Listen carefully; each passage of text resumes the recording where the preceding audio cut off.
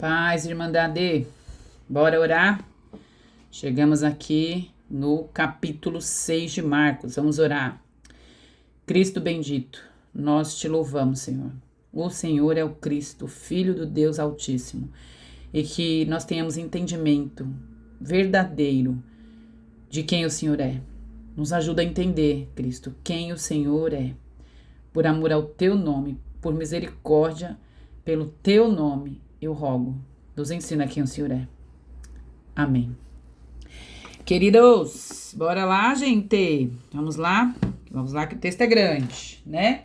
Vamos ler aqui do 1 ao 6. Deixa eu ver se dá aqui. Dá pra ver. Até aqui dá. Bora lá então. Diz assim o texto, ó. Jesus saiu dali e foi para a sua cidade, acompanhado dos seus discípulos. Então, Jesus saiu com os discípulos, acompanhado com seus discípulos. Quando chegou o sábado, começou a ensinar na sinagoga e muitos dos que o ouviam ficavam admirados. E aí essas pessoas diziam assim, ó, de onde lhes vêm estas coisas? De onde? Perguntavam. Que sabedoria é essa que foi dada? Ó, e este poder para realizar milagres? Não é este o carpinteiro? Carpinteiro. Filho de Maria, irmão de Tiago, José, Judas e Simão? Não estão aqui conosco as suas irmãs? E encontraram motivo de tropeço nele. Jesus lhes disse, só na sua própria terra, entre os seus parentes e a sua própria casa, um profeta não tem honra. Ele não pôde fazer ali, vou grifar tudo, né? Nenhum milagre, exceto impor as mãos em alguns doentes e curá-los. E ficou admirado por causa da incredulidade deles. Impressiona, né? Eu sei que impressiona. Quando fala na sua cidade aqui, é Nazaré, tá? Onde Jesus havia sido criado, né? E tá vendo aqui, ó? Acompanhado, chegou o sábado, começou a ensinar na sinagoga, né? Aqui, ó. Para a sua cidade, no 1. Então, Jesus ali, ele cresceu ali com aquelas pessoas e elas conheciam, identificaram quem era Jesus, né? E aí no versículo 2 eles perguntam, ficam todas essas perguntas, né? De onde vêm essas coisas? Que sabedoria é essa? E este poder para realizar milagres? Fica claro aqui que tem uma espécie de mal entendido, porque eles identificam Jesus. E aí no 3 aqui, ó, a gente vê, eles começam a falar aqui, e eles identificam Jesus, né? É possível ver que eles falam assim, que eles sabem quem é Jesus, ó. Não é esse o carpinteiro? Quando diz carpinteiro, não está menosprezando, mas é possível ver que a gente fala que é uma questão de identificação, para não confundir até com outro, quem sabe, né? E aí fala das irmãs, dos irmãos. Nesse caso, falando das irmãs e dos irmãos, uma curiosidade, já é pacífico o entendimento de que, claro que Maria, mesmo para os católicos ou os cristãos protestantes, que Maria teve outros filhos, né, depois de Jesus. E aqui estão os nomes deles. No versículo 5, tem uma polêmica, e muita gente tenta explicar isso e nunca consegue, né, e vamos tentar só passar por cima aqui, sem polêmica. No 5, ele não pôde fazer milagres, tá escrito, né? Como assim Jesus não pode fazer milagres? Aí fica essa pergunta. Mas isso aqui não se refere a uma limitação ao poder de Jesus. Jesus pode todas as coisas. Ele não dependia da fé de ninguém para fazer milagres. Nós vimos isso, que a menina estava morta e ele curou aquela menina. Ele não dependia da fé daquela menina. Mas o texto revela que isso era uma resposta da própria incredulidade deles. Está aqui no fim, ó. Né? Então, antigamente eram associadas pessoas que faziam cura, mas por causa própria, sem uma fé moral, sabe? Para seu próprio engrandecimento, essas pessoas eram associadas a mágicos, né? Mágicos pagãos. Então Jesus não estava curando para que ele aparecesse. Ele curava e fazia os seus milagres por compaixão, né? Então o texto está mostrando isso. Aí aqui, o capítulo 6, o versículo 6 começa aqui, vem o título. Aí o 6 continua, ele é quebrado pelo título e vem o 7, tá vendo aqui? E aí eu coloquei o nome dele de 6,5. 6B a gente sabe, né? Nós já explicamos que a última parte chama-se de B, né? Então 6B. Mas eu vou chamar de 6,5, que eu achei curioso isso, né? Lembra que eu expliquei, gente? Antigamente a Bíblia não tinha essas divisórias, não tinha os versículos, os capítulos, ela era um texto corrido, né? Então isso aqui veio para facilitar o nosso entendimento. Então foi acrescentado esses títulos. E aí quem acrescentou aqui, né, dá para ver que eles cortaram o versículo no meio. E aí vamos lá. Então Jesus começa aqui já um outro assunto. Jesus envia os 12. Tem uma missão aqui, ó, no 7. Então, chamando os 12 para junto de si, Jesus enviou de 2 em 2 e deu-lhes a autoridade para expulsar espíritos imundos. Deu-lhes a autoridade. A autoridade é o quê? Poder. A gente já falou sobre isso também. Deu-lhes poder. Então, ele deu poder para que eles movessem no mundo espiritual. Olha, quem pode fazer isso? Se não Deus, né? E aí, ainda assim, ó, essa coisa de 2 em 2 é por conta de Deuteronômio, se não me engano, Deuteronômio, que fala que só era válido o testemunho de alguém se ele estivesse junto com 2 ou mais pessoas. O testemunho de uma pessoa só não era válido, entendeu? Ou de mulheres, né? Como eu já expliquei lá atrás também. Então, por isso que Jesus manda de 2 em 2. Do 8 ao 11, a gente vai ver aqui, ó, vou até grifar, que ele diz assim, ó, não levem nada, vou grifar, ó, não levem nada pelo caminho, a não ser bordão, não levem pão, nem saco de viagem, tem tradução que fala bolsa, né? Nem dinheiro no cinto, nem túnica extra, não levem nada. E aí no 12 ele diz, eles saíram, pregaram ao povo que se arrependesse, expulsavam muitos demônios e ungiam muitos doentes com óleo e curavam. Olha só qual era a missão dos 12, não era nada fácil, né?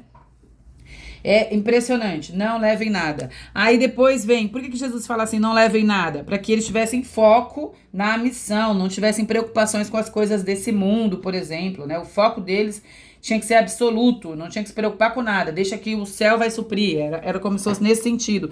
E também já tinha uma questão deles serem muito hospitaleiros e tudo mais nessa época, esse povo, né? E aqui vem João Batista é decapitado, né? Vamos ler o 14 e o 15 pra gente entender, ó. Lembra que João Batista, primo de Jesus, aquele que vinha anunciando Jesus? Então, no 14 diz assim, ó, o rei Herodes ouviu falar dessas coisas, do quê? Que Jesus estava ali expulsando, curando, fazendo milagres. Pois o nome de Jesus havia, tô grifando, tornado conhecido. Algumas pessoas estavam dizendo, João Batista ressuscitou dos mortos. Olha que as pessoas diziam que era Jesus. João Batista ressuscitou dos mortos, por isso atuam neles poderes milagrosos. No 15, outros diziam, ele é Elias. Ainda outros afirmavam, ele é profeta, como os antigos profetas. Aí vem uma situação aqui que quem Herodes dizia que ele é. Quando, porém, Herodes ouviu essas coisas, disse, João, a quem eu mandei decapitar, ressuscitou dos mortos. Então, entendeu que Jesus era João que tinha ressuscitado. E aí, qual era a denúncia de João Batista contra Herodes? Não te é permitido viver com a mulher do teu irmão. No aniversário dele, eu grifei aqui embaixo, ele fez uma festa, a menina dançou, que era a filha da mulher dele. E qual era o pedido? Lembra dessa história? Perdão, bati. Qual era o pedido? A cabeça de João Batista numa bandeja, né? Nós já vimos, por isso que eu tô correndo aqui com a história, certo? Herodes tinha se envolvido com a cunhada. Olha que louco isso. João tinha denunciado seu pecado e os gregos até acreditavam em reencarnação, mas os judeus, eles esperavam o retorno de Elias porque Elias nunca tinha morrido. Lembra aquela história que eu contei lá atrás? Mas o foco aqui é em Herodes, gente. O Herodes estava com a mulher de seu irmão, mandou matar João Batista por causa disso, né? Porque ele fez a denúncia. Ele cobiça a menina ela dançou e ele cresceu os olhos. A menina, filha da mulher dele. Olha que absurdo. É muito doido. É muita história, né? Nessa história. É muita história. Gente, mas isso é absurdo. E com a gente? Como aplicar praticamente as nossas vidas? Nós precisamos compreender quem de fato é Jesus. Não ficar acostumado com essas coisas da vida que não.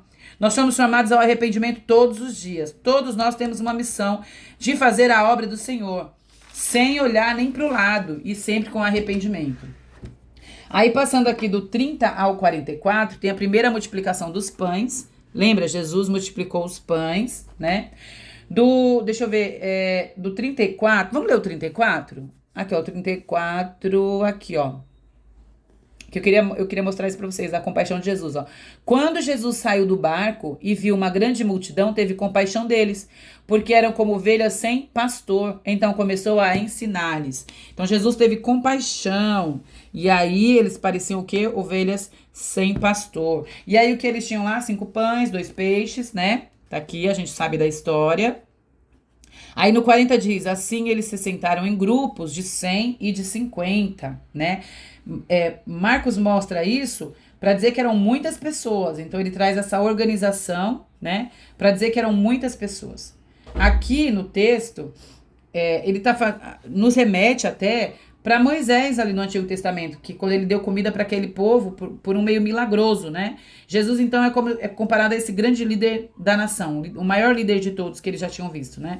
Porque ele revela um superpoder, um poder milagroso, que por meio da sua compaixão, muitas pessoas foram alimentadas.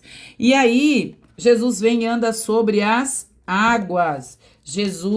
Ao anoitecer, Jesus insistiu para eles, entre no barco. Ao anoitecer, o barco estava no meio do lago, eles tiveram dificuldade, já era de madrugada, Jesus vem andando sobre as águas, e aí eles pensaram que era um fantasma, ficaram aterrorizados, então Jesus subiu no barco, estão vendo aqui?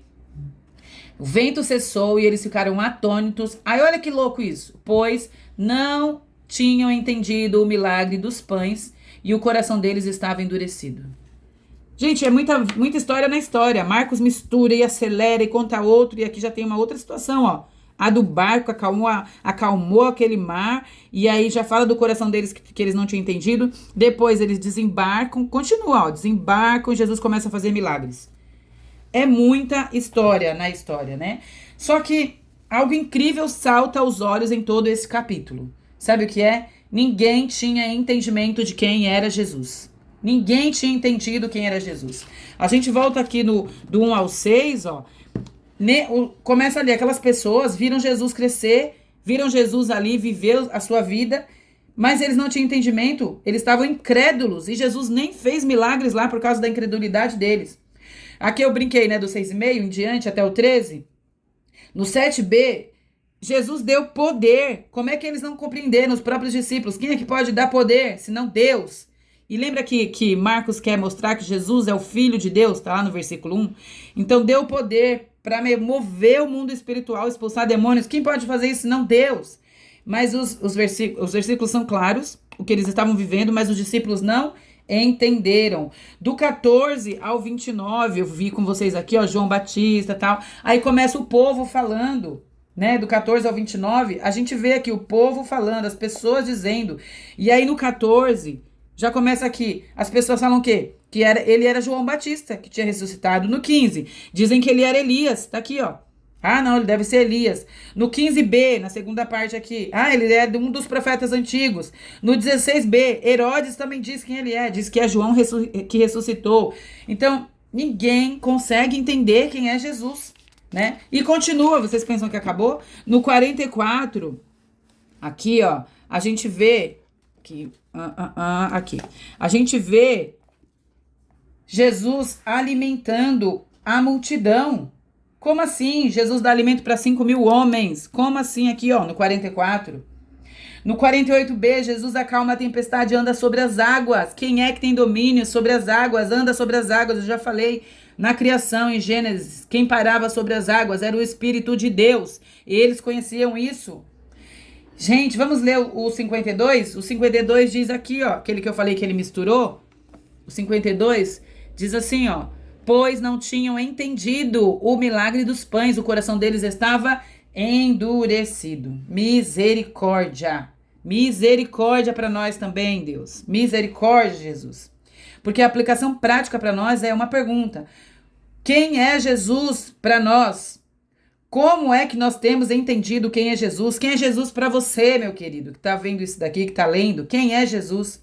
E eu peço a Deus que nós também não estejamos enxergando as coisas de maneira equivocada, porque essas pessoas viram várias manifestações dos céus por meio de Jesus, em que demonstravam que ele era o Filho de Deus, e é de fato o Filho de Deus, e que a gente possa compreender isso. Jesus é o Filho de Deus, ele tem esse lugar de trono junto ao Senhor, nos céus. E eu louvo a Deus porque Ele está abrindo o nosso entendimento para isso. Ô Senhor, e peço misericórdia. Amém.